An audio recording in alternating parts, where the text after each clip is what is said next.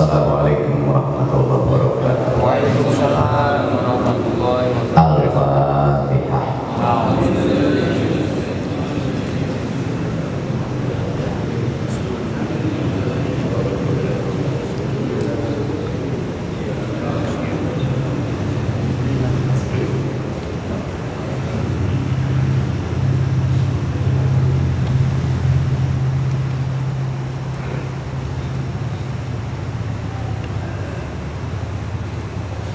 Bismillahirrahmanirrahim. Alhamdulillahirabbil alamin. Wassalatu wassalamu ala asyrofil mursalin habibi rabbil alamin sayyidina maulana Muhammadin wa ala alihi wa sahbihi ajmain, amma ba'd. Fa inna asdaqal hadits kitabullah ta'ala wa khairal hadi hadi Muhammadin sallallahu alaihi wasallam wa syarrul umur muhdatsatuha wa kullu muhdatsatin bid'ah wa kullu bid'atin dhalalah wa kullu dhalalatin finnar.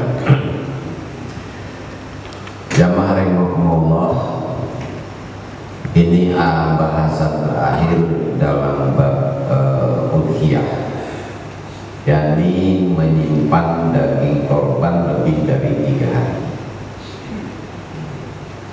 Bahwa ini udah ya, adab dan sunnahnya korban udah juga Pak ya? Hah? Udah ya? Baik. Jamaah rahimakumullah, karena sudah selesai, jadi terakhir ini saja masalah sembelihan. Bahwa dalam buku menyembelih ini pernah datang ke saya orang merindukan hasil sembelihan, bahwa nyembelih ini nggak boleh sampai 2 kali gorokan. Maksudnya kalau pisau udah nempel atau golok diteruskan sampai selesai. Kalau umpamanya dicopot kemudian dilanjutkan lagi, ya goloknya udah lepas dari leher, kemudian digorokkan lagi, nah itu hukumnya tidak boleh. Ini cerita ini memang sudah lama Pak seperti itu, sehingga ada orang waktu itu nggak mau menerima dagingnya karena apa? Menurut dia itu tidak sah. Jangan rahimakumullah, dalam sembelihan ini ulama membuat istilah yang memudahkan kita menentukan nanti hasil sembelihan ini halal apa enggak, gitu ya. Satu namanya istilah itu adalah harokah ikhtiyariyah. Artinya harokah ikhtiyariyah itu gerakan normal. Gerakan normal dari hewan yang hidup, ya. Kita ini kan bergerak normal, ya, sekehendak kita, bukan terpaksa gerakannya itu. Yang kedua adalah harokah madbuh, gerakan karena disembelih. Itu kita biasa nyebutnya meregang nyawa. Nah, harokah madbuh itu terjadi setelah dua otot yang putus, yaitu satu hulkum. Di leher ini ada hulkum, namanya hulkum itu tempat keluar masuknya napas. Yang kedua mari, segede gini nih Pak, ya, putih warnanya. Nah itu tempat keluarnya makanan, namanya mari. Nanti di situ ada lagi di kanan kiri itu otot lagi Pak, itu wadijen namanya, ya. Nah dalam sembelihan ini disyaratkan putus 2, satu hulkum, yang keduanya mari. Wadijen itu enggak dipotong, enggak apa-apa. Ketika 2 otot ini, hulkum dan mari itu, tempat keluarnya napas dan keluarnya masuknya makanan itu sudah putus, maka ruh hewan itu keluar. Nah, bekas keluarnya ruh ini gerakan masih ada Pak. ya, kaki kambing begitu-gitu, kaki sapi gerak-gerak, kakinya nendang-nendang, ya, menggelepar-gelepar ayam. Ah, itu namanya harokah madbu, gerakan meregang nyawa, bukan gerakan normal. Itu akibat keluarnya pandangan nyawa. Sebab kata Nabi, dicabutnya nyawa itu seperti orang ditembas, Pak. Kayak apa kalau dibacok rasanya? Itu kali 300 kali lipat, ya. Dan ketika roh keluar, nggak bisa manusia itu menjerit, padahal sakitnya kan luar biasa, 300 kali lipat. Ketika Nabi Idris dicabut nyawanya, lalu dikembalikan lagi, ditanya oleh malaikat, mau bagaimana rasanya dicabut nyawa? Seperti orang yang dikelep kulitnya dari bawah ke atas. Lagi hidup nih kulitnya dikelotok gitu Pak, ke atas, tarik kayak apa? Kita nggak bisa bayangin Pak, ya. Nah, saat dicabut nyawa, keadaan manusia saat itu lemah sekali, lemah, nggak bisa bergerak, ya, lemah sekali. Karena lemah itulah satu, anggota tubuh kita lemah, akal kita juga udah hilang kecerdasan kemampuannya, sehingga ketika dicabut nyawa kita nggak bisa teriak, bukan nggak pingin Pak, tapi nggak bisa. Begitu juga tentunya adalah dengan hewan, ya. Nah, begitu dicabut, terjadilah kemudian gerakan memberontak, ya. Itu akibat dari dicabut nyawa, namanya harokah madbu. Nah, selanjutnya jamaah yang ketiganya ada hayatul mustaqirrah dan hayatul mustamirrah. Ini mirip sebenarnya dengan yang keterangan dua. Apa hayatul mustaqirrah? Menetapnya ruh di dalam jasad, di dalam tubuh manusia. Cirinya hewan itu ada hayatul mustaqirrahnya adalah matanya masih melihat. Jadi ada hitamnya, ada putihnya, ya. Kemudian juga dia masih bisa berbicara. Nah, bisa berbicara, bisa berteriak. Itu hayatul mustaqirrah, ya. Kemudian tandanya bahwa hewan itu adalah ada hayatul mustaqirrahnya ketika dipotong, kemarin Allah disembelih, darahnya memancar. Jadi kalau Bapak temunya ada ayam ketabrak motor misalnya, ya. Kalau ayam itu picit, cuma, ya, namanya picit, saya yang ngurusin. Tapi masalahnya kalau ayam itu jatuh, nah, kan dagingnya gede Pak, ya. Nah, gelupuk-gelupuk ayam doang begitu ketabrak mobil ayam, ketabrak itu motor, maka buru-buru diambil. Apakah ini gerakan itu merupakan ciri bahwa dalam ayam itu ada hayatul mustaqirrah atau hayatul mustamirrah, gitu ya? Maka tandanya ketika disembelih oleh Bapak, darahnya muncrat. Nah, itu namanya hayatul mustaqirrahnya masih ada. Jadi halal Pak, ya, halal untuk hewan maninya. Ini hewan yang sehat, ya, sehat. Tapi ketika Bapak sembelih itu darahnya enggak mancar, enggak muncrat, tapi cuma yang keluar aja begitu. Nah, itu berarti hayatul mustaqirrahnya udah enggak ada. Biar ayam itu jago gede, haram Pak, enggak boleh. Jelas ya? Ini tidak disyaratkan dalam menyembelih itu harus satu kali nempel dilakukan sampai putus, tidak Pak, 2 kali juga boleh, ya.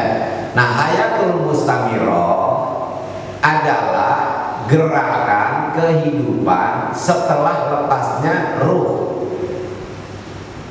yaitu gerakan meregang nyawa Pak, ya. Itu namanya hayatul musamirah. Maka kalau umpamanya bapak nyembelih kambing atau nyembelih sapi, bagian yang digodok, si golok ini lepas kemudian, maka segera ambil lagi. Kalau itu langsung digorokkan lagi. Nah, gorokan kedua ini ketika dilakukan tidak disyaratkan hewan tersebut ada hayatul mustaqirrohnya, tidak. Jadi boleh sampai 2 kali gorokan gitu. Atau goloknya matanya 2 kanan kiri. Ya, yang satu udah tumpul dibalik goloknya, nggak apa-apa. Atau yang ketiga, goloknya itu ya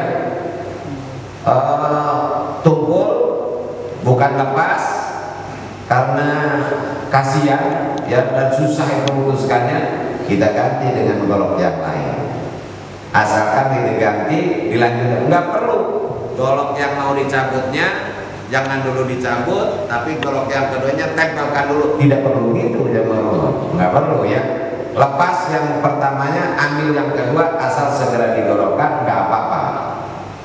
Nah, yang demikian ini kalau antara gorokan pertama atau golok pertama dengan kedua jaraknya tidak lama.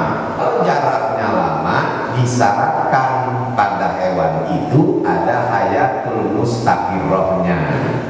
Misalnya begini ya, goloknya itu tumpul dan karena golok cuma ada satu-satunya, akhirnya mana gerinda?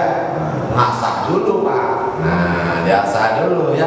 Nah, disyaratkan mau disembelih lagi ada hayatul mustaqirrohnya kan di hewan ini. Ketika digodok darahnya udah nggak lagi keluar mancar, nggak boleh, udah haram tuh. Itu yang dimaksud nggak boleh 2 kali itu begitu pak ya. Jadi kalau 2 kali disyaratkan harus ada hayatul mustaqirrohnya. Ini jika gorokan pertama dengan gorokan kedua itu terpisah waktu yang cukup lama, gitu ya pak ya, namanya bulan ini. Baik, sekarang ini yang sering terjadi jamaah Allah, dalam sembelihan. Selanjutnya bahwa Allah Subhanahu wa Ta'ala menciptakan makhluk ini terbagi menjadi 4. Satu adalah makhluk yang oleh Allah dikaruniai akal, tidak dikaruniai nafsu, yaitu malaikat. Ya, jadi malaikat itu dikasih akal, enggak dikasih nafsu, enggak dikasih syahwat. Makanya malaikat enggak ada yang kawin, karena enggak kawin, enggak ada nafsu, enggak ada syahwat. Malaikat itu bukan laki-laki, bukan perempuan. Nah, hati-hati nih dengan kampanye, dengan dakwahnya orang Yahudi lewat TV. Ya, ketika ada iklan minyak wangi Axe, begitu orang pakai itu sama Allah pakai minyak wangi Axe, maka turun kemudian malaikat turunan ada sayapnya ya, dan itu rupanya kan perempuan Pak. Karena menurut orang Yahudi malaikat itu perempuan. Nah, kita ini yang nonton gitu, oh itu malaikat itu begitu perempuan, itu hati-hati. Anak-anak ya, ada contoh yang bintang gitu, ting, jadi apa, kan ada sayapnya Pak. Itu anak-anak mengatakan, tanya, nak itu siapa? Itu malaikat. Hati-hati jangan sampai melekat di dalam ingatan pikiran si anak kalau malaikat itu perempuan, gitu ya. Padahal malaikat bukan laki-laki, bukan perempuan. Nah, jamaah rahimakumullah, itulah makhluk yang namanya malaikat, dikaruniai akal, tidak dikaruniai syahwat, tidak dikaruniai nafsu. Ya ayyuhalladzina amanu qu anfusakum wa ahlikum nar. Wahai orang-orang beriman, jagalah dirimu dan keluargamu dari api neraka. Ya. Dari api neraka. kita suruh menjaga diri kita dan keluarga. Ya tentunya termasuk anak ya Allah. Nah ini seringkali mohon anak ini kita kadang-kadang kurang memperhatikan Pak. Ya saya termasuk begitu ya. Anak dipanggil oleh ibunya lagi main lagi main HP, dipanggil ya masih terus sedang melihat. Rupanya HP itu lebih berharga daripada ibunya. Ya luar biasa ya Allah. Lebih berharga HP rupanya dari ibunya. Tapi kalau anaknya ngerti agama insya Allah begitu. Kemudian jemaah Allah, kadang kita juga itu namanya anak ketika lagi ngobrol sama mereka, ketika terima telepon, lalu ibunya manggil, lalu dia mengatakan begini, sebentar katanya mah, ya sebentar saya telepon dulu. Ya Allah, rupanya temannya lebih berharga daripada ibunya. Mestinya kan bukan begitu. Kita kalau menjaga keluarga kita dari neraka, mestinya sebentar saya dipanggil dulu sama ibu. Nah ini baru namanya seorang muslim. Ya, jaga diri anak-anak kita, nama Allah. Ajarin mereka. Lagi nelpon siapapun kalau dipanggil oleh ibunya, mesti dia katakan, ya sebentar saya dipanggil oleh ibu. Itu namanya mengutamakan ibunya daripada orang lain. Anfusakum wa ahlikum nar wa quduhan nas wal hijarah, yang bahan bakarnya neraka itu adalah manusia dan patung. Alaiha malaikatul ghiladun syidadun la ya'sunallaha ma amaruhum wa yaf'aluna ma yu'marun.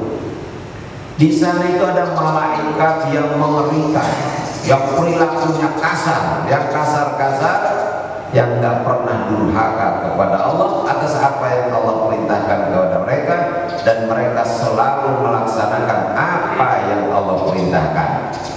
Ini artinya bahwa kecenderungan akal, fitrahnya akal begitu Pak. Akal itu selalu mengajak pemiliknya ini melakukan hal-hal yang positif. Makanya dalam Al-Quran kita diperintahkan oleh Allah, afala taqilun, afala tatafakkarun, tadhkiratan liulil albab. Apa kalian tidak berakal? Apa kalian tidak berpikir? Ini peringatan buat orang-orang yang mempunyai akal sehat. Itu perintah mendaya gunakan akal. Ya. Faman sya'a amana wa man sya'a kafar. Siapa yang mau beriman, kata Allah, silahkan beriman. Siapa yang mau kufur, terserah, silahkan kamu kufur. Seolah-olah Pak, Allah itu meridhoi kekufuran. Dalam ayat ini kan seolah-olah Allah meridhoi kekufuran. Apa memang Allah ridho dengan kekufuran? Jelas tidak. Lalu kenapa Allah berkata begitu?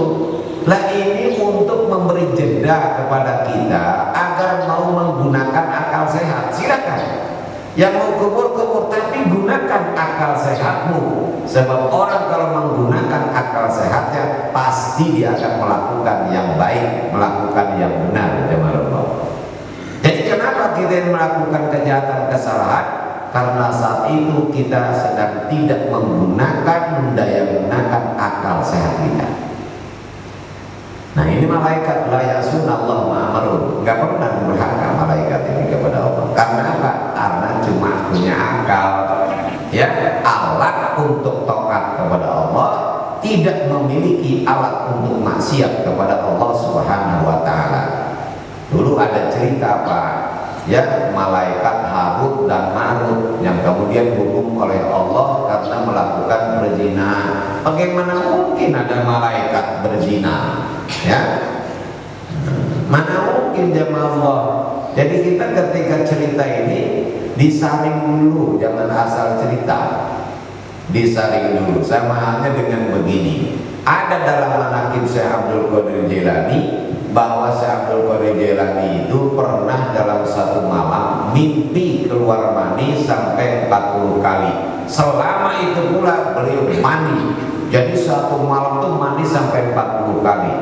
Lalu diceritakan oleh Ustaz, itulah orang, kalau orang baik mimpi saja dia mandi, apalagi sampai keluar. Dia lupa bahwasanya Nabi bersabda, mimpi itu ada 3. Ada mimpi yang baik itu dari Allah, mimpi yang buruk dari setan, mimpi dari pikiran sendiri.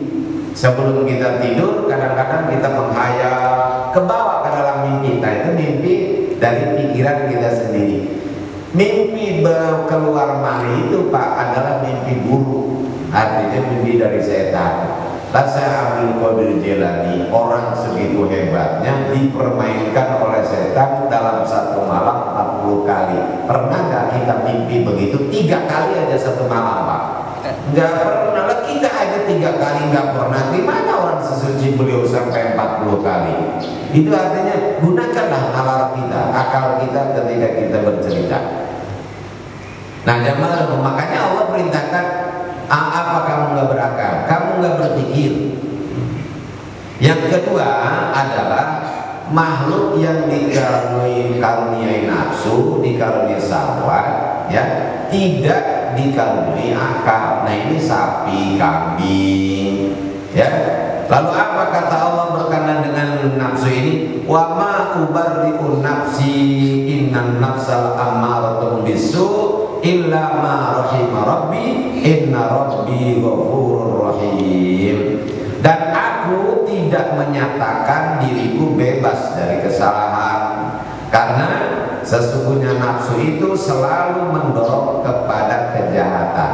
Nafsu selalu mendorong kepada kejahatan.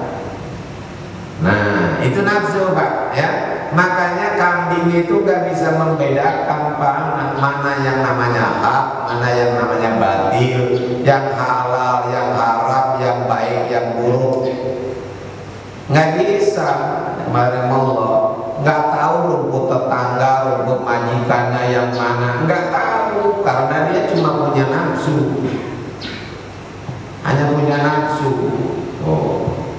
Tapi walaupun berjelek begitu jamaah Allah, saya nggak pernah melihat kambing jantan demen sama kambing jantan. Iya, ayam jago demen sama ayam jago gitu, nggak ada Pak. Itu hewan. Nah ini malah manusia yang punya akal, laki-laki demen laki-laki. Apa nggak heran Pak? Ini ya. Laki-laki itu demen laki-laki, mau main anggar apa? Jamaah rahimakumullah, itulah nafsu begitu, ya.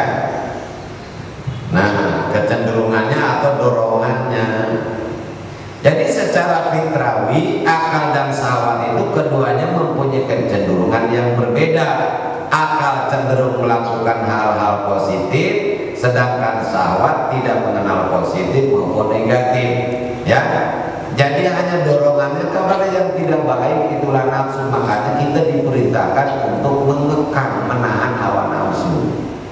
Nah kita kemudian yang ketiga, makhluk yang ketiga yaitu manusia, dikaruniai dua-duanya oleh Allah, yang akal, yang nafsu syahwat. Karena itu kita ini manusia mempunyai potensi untuk menjadi makhluk yang lebih baik dari malaikat, tapi kita juga punya potensi menjadi makhluk yang lebih buruk dari hewan. Iya, ya. Kapan kita ini bisa lebih baik dari malaikat? Ketika kita menggunakan akal sehat kita dan mengendalikan akal sehat akan kepada hawa nafsunya, ya. Kenapa lebih baik? Kalau malaikat taat kepada Allah, nggak pernah durhaka, wajar ya Allah.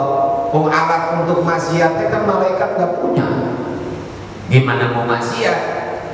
Nah kita sekarang alat untuk taat yaitu akal kita punya, alat untuk maksiat yaitu syahwat dan nafsu kita punya. Tapi syahwatnya, nafsunya itu tidak diberdayakan, justru yang kita berdayakan akalnya.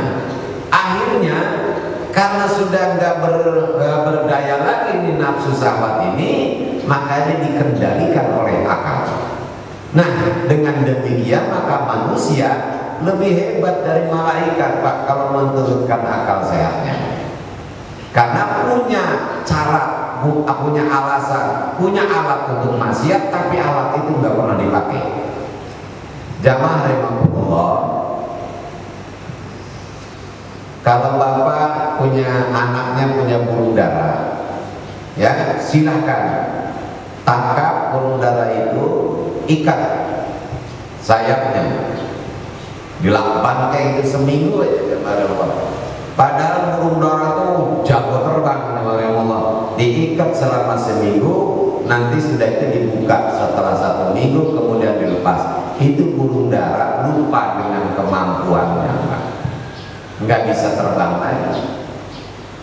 Untuk bisa terbang dia harus latihan lagi, belajar lagi. Begitulah nafsu jamaah. Hawa nafsu itu begitu, Pak. Kalau dibiarkan sampai kapanpun terus kita ini biar udah tua memperturutkan hawa nafsu. Wan nafsu katifli intuh bilu sabba ala hubbir ridha wa intuh timbu yanfatini. Nafsu itu seperti bayi, kalau dibiarkan terus dia akan nyusu terus sampai gede, Pak. Ya, terus sampai gede akan netek terus.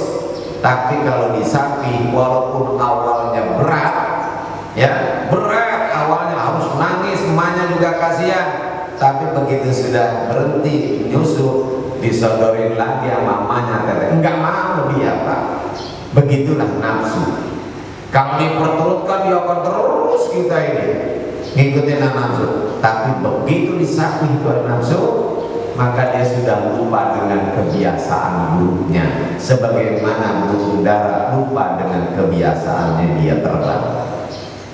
Makanya dikatakan kalau kita sudah menghentikan nafsu kita, jangan coba-coba kita perturutkan, sebab itu nanti akan tumbuh kembali nanti. Nah ini jamaah Allah, diri kita ini ibarat kereta jamaah Allah. Nah kemana kereta ini berjalan, dokar, ya, itu tergantung kuda yang nariknya.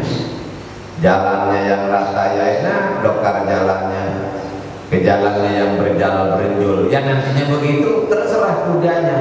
Karena itu supaya terarah jalannya kuda harus ada saiznya, harus ada yang mengendalikan. Itulah akal kita yang harus mengendalikan kuda nafsu itu. Jadi tubuh kita ini ibarat kereta, hawa nafsu itu adalah kudanya. Ya, sepanjang kuda itu tidak dikendalikan, nanti dia akan lari semaunya saja. Begitu dikendalikan oleh akal sehat kita, jalannya akan terarah. Demikiannya jemaah Allah. Nah, maka manusia ini mempunyai potensi untuk menjadi makhluk yang lebih baik dari malaikat, tapi juga manusia ini punya potensi untuk menjadi makhluk yang lebih buruk dari hewan. Kalau hewan kemudian tidak taat kepada Allah, wajar karena alat untuk taatnya nggak ada, Pak. Ya, untuk taatnya nggak ada. Itu akal. Tapi sekarang manusia punya alat untuk taat kepada Allah, punya alat untuk maksiat kepada Allah. Nah, alat untuk taatnya enggak pernah dipakai. Yang dipakai adalah ini.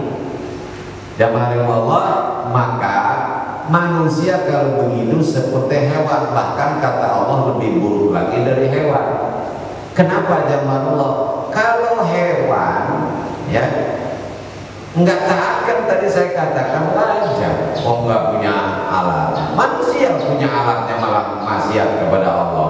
Lebih buruk. Contoh lain, itu yang namanya serigala, kayak macan mencabik-cabik mangsanya.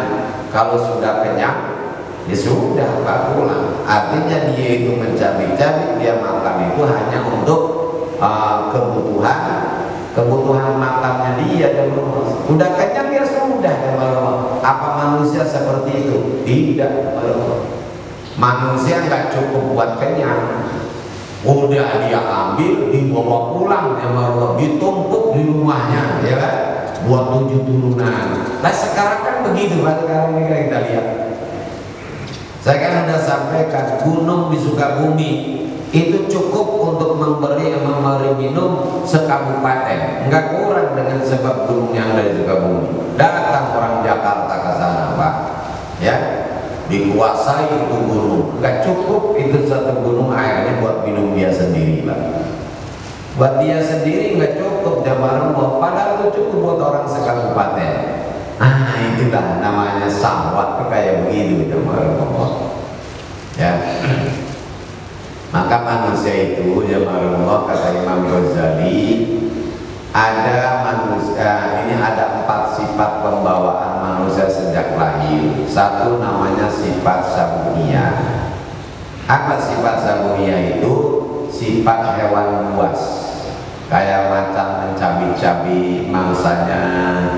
Nah kita juga punya potensi menjadi makhluk yang sadis seperti macan, seperti serigala, mencabik-cabik kehormatan orang lain, nama baik orang lain rusak, yang karirnya hancur, namanya juga rusak, dia harus mendekam di penjara padahal tidak punya salah apa-apa. Kenapa? Diulah manusia yang mempunyai sifat apa namanya sabuhiyah. Kapan sifat sabuhiyah itu ada dalam diri kita? Ketika marah. Nah, ketika amarah, nafsu ini menguasai hati, Pak. Makanya Nabi SAW mengingatkan, ya, mengingatkan jangan pemarah, jangan pemarah, hati-hati. Gitu jamaah Allah, jangan pemarah. Ya, ketika nafsu dan menguasai hati, nah ini sifat sabuhiyah itu akan lahir. Yang keduanya sifat bahimiyah, sifat hewan yang bukan hewan apa namanya buas, seperti monyet, ya, tikus, ya, kemudian babi. Jamaah Allah, itu pernah babi masuk ke kebun binatang, ada taman di situ bunga-bunga, ya Allah, itu babi itu masuk, Pak. Larinya bukan ke tempat yang berbunga-bunga, Pak, nyari comberan, nyari tempat yang kotor. Ya salah, itu namanya hewan, Pak. Ada tempat yang bersih malah nyari tempat yang kotor. Nah, apakah manusia punya sifat begitu? Ada. Dia punya yang halal malah nyarinya yang haram. Di rumah dia punya apa yang halal di rumah, nyarinya malah yang kotor. Nah, apa bedanya jamaah Allah? Begitu. Kemudian babi, Pak, kalau mau dimasukkan ke dalam keranjang, karena saya melihat sendiri bagaimana ini misalnya keranjang babi di sini, Pak, mau dimasukkan keranjang, didorong nggak bakalan masuk ke malu. Babi itu melawan arus. Jadi kalau mau dimasukkan, ditarik babinya, dia melawan, lepas, belum jadinya masuk, Pak. Ya, itu babi itu begitu melawan arus. Nah kita ini begitu, ya bahwa ada kita punya sifat begitu, ingin melawan arus, terutama anak-anak muda nih. Hati-hati ya, nyari yang apa namanya, yang nyeleneh-nyeleneh, ya. Itu ada ya Allah. Orang kafir ya Allah, ya, bikin motor itu bunyinya dipelangin. Dibeli sama anak Islam di kita, suaranya dikoncong, wah ya Allah. Kata saya orang kafir aja bikinnya dipelangin, lah orang kita dikencengin, Allah. Aduh, ampun udah, ya. Nah, itu yang kedua, Pak. Lalu yang ketiga namanya sifat syaitan. Kapan? Termasuk lagi monyet, coba kita lihat ya. Itu monyet udah dikasih rambutan, di pipinya jendol 4, tangan kanan tangan kiri megang, kaki kanan kaki kiri megang. Monyet kecil dikasih direbut juga. Monyet. Apa manusia ada yang begitu? Ada sifat ini kepada Allah. Kurang apa dia kepada Allah? Kurang apa? Begitu ada orang lain bikin ini, wah ini prospeknya bagus nih, ya. Dia bikin lagi lebih gede, lebih murah, kemasannya lebih bagus, hancur lagi orang kecil kemarin Allah. Ya, nah ini monyet itu kemarin Allah. Tikus itu sifat-sifat buruk semua, dan itu ada sifat-sifat hewan ini di dalam diri kita. Dan yang ketiganya sifat syaitaniyah, Pak. Apa sifat syaitaniyah itu? Pendendam. Ya, jamaah Allah, itu iblis itu dendamnya enggak cuma kepada Nabi Adam, kepada anak cucunya. Katakanlah Nabi Adam itu salah, ya, katakan karena gara-gara Nabi Adam iblis harus dikeluarkan dari surga dan jadi makhluk terkutuk. Katakan Nabi Adam salah. Nah, yang salah kan Nabi Adam, Pak. Kita ini kan gak punya salah apa-apa sama iblis. Tapi bagi iblis enggak begitu, jamaah Allah. Apapun, siapapun yang berbau Adam itu musuh. Nah, ini sifat syaitannya, Pak. Kalau Bang Udin marah benci kepada saya, mestinya Pak cukup saya saja yang dimusuhin. Lah istri saya kan gak punya salah apa-apa sama Bang Udin. Ya, anak saya gak punya salah, mobil saya gak punya salah, ayam saya gak punya salah. Tapi sifat syaitannya itu gak begitu, Pak. Ayamnya lewat disambit, kenapa? Karena ayamnya jaduli, gitu ya. Lagi kehujanan, jamaah Allah, ada anak mengasih payung, alhamdulillah, terima kasih, ya, kasih nak, ya, ya, jangan terima kasih sama saya, katanya Pak ama yang punya. Emang ini payung siapa? Payung saja dulu, dilepasin, lebih baik kehujanan daripada pakai payung saya. Nah, ini namanya sifat syaitaniyah nih, Pak, yang begini, jamaah Allah, ya. Kapan sifat syaitaniyah ini ada? Ketika nafsu dan syahwat menyatu, Pak, menguasai hati, tertutup sudah kalau gitu. Itu yang kata Allah, khatamallahu ala qulubihim wa ala sam'ihim wa ala absarihim ghishawatu wa lahum adzabun alim. Ya, nah, itu sifat syaitaniyah namanya. Yang terakhir sifat robbani. Apa sifat robbani itu? Sifat Tuhan, welas asih, pengasih, penyayang, pemaaf, ya. Itu kan sifat robbani namanya. Demikian ya bahwa kapan sifat robbani itu ada dalam diri kita? Ketika hati sudah menguasai, ketika akal sudah menguasai, nah ini nafsu, maka lahirlah sifat itu, Pak. Pemaaf, pengasih, penyayang. Makanya Nabi Shallallahu Alaihi Wasallam bersabda, "Takhallaqu bi khuluqir Rahman." Berakhlaklah kamu dengan akhlaknya Ar-Rahman, akhlaknya Allah. Akhlaknya Allah itu ya tadi pengasih, penyayang, pemaaf, penolong dan seterusnya, jemaah Allah. Kenapa suruh berakhlak seperti akhlak Allah? Ya, karena orang itu dia manapun siapapun akan suka ketika ada kesamaan di antara keduanya. Saya dengan Bang Udin bisa saling cinta, bisa saling suka ketika ada kesamaan saya dengan beliau. Ketika tidak ada kesamaan, nggak mungkin yang Allah, ya. Nah, makanya kata Rasulullah, kalau dalam satu majlis ada 100 orang munafik, 1 orang mukmin, datang mukmin yang kedua, si mukmin kedua akan duduk di samping si mukmin pertama. Kenapa? Ada kesamaan di antara si mukmin dengan mukmin. Ada kesamaan, ya. Ketika ada kesamaan, ngobrolnya nyambung, gitu. Anak gadisnya seneng ngaji, anak perjakaannya seneng ngaji. Nah, itu dekat beres. Anak gadisnya seneng ngaji, anak ininya, lakinya senengnya di diskotik, nggak bisa nyambung, Pak. Kenapa? Perbedaan, nggak ada kesamaan di sini.